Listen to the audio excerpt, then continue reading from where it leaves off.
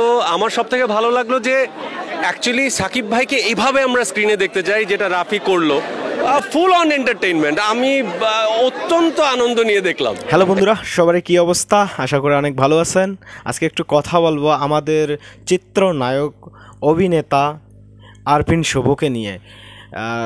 Recent Shakib খানের তুফান সিনেমাটি Sony স্কোয়ারে একটি শো ছিল। সেখানে শাকিব খান, রায়হান রাফি সহ তুফানের সকল টিম সেখানে ছিল এবং তার পাশাপাশি ছিল আমাদের বাংলা ফিল্ম ইন্ডাস্ট্রির নায়ক নায়িকা, ছোট পর্দার বড় পর্দার সবাই। কিন্তু সেখানে শুভ ছিল এবং শাকিব খানের সম্পর্কে শুভ কি বলল, চলেন আমরা শুভর মুখ থেকে শুনে আসি শাকিব খানের তুফান সিনেমাটি তার কাছে কেমন লাগলো। বরাবরের মতো আমার সব থেকে ভালো লাগলো যে অ্যাকচুয়ালি সাকিব ভাইকে এইভাবে আমরা স্ক্রিনে দেখতে চাই, যেটা রাফি করলো। অ্যান্ড চঞ্চল ভাই, নাবিলা, বাবু ভাই, ফুল অন এন্টারটেইনমেন্ট, আমি অত্যন্ত আনন্দ নিয়ে দেখলাম। এবং আমি সবাইকে অনুরোধ করব তুফান দেখবেন।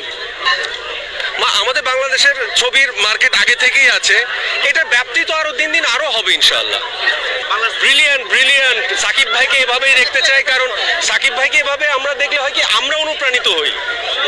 I want to do something like this. Brilliant. রাফির কৃতিত্বের একটা বড়ই কারণ তো রাফি, কারণ রাফি তো এভাবে নিয়ে আসলো সাকিব ভাইকে। এর আগে সাকিব ভাইকে আমরা এভাবে দেখছি কিনা আমার মনে নাই। Brilliant brilliant. আমি তো বলবো আরো ভাঙতে, একই ধরনের না করে আরো ভিন্নভাবে দেখতে চাই, বাট ব্রিলিয়ান্ট।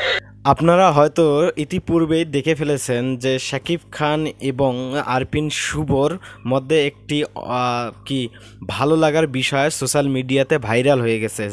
সেটা হলো যে শাকিব খানকে দেখে আরপিন শুভ ভাই সালাম করলো এবং শাকিব খান আরপিন শুভকে বুকে টেনে নিল।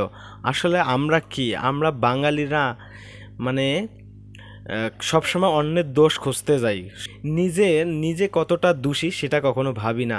আসলে অহংকার মানুষের পতনের মূল।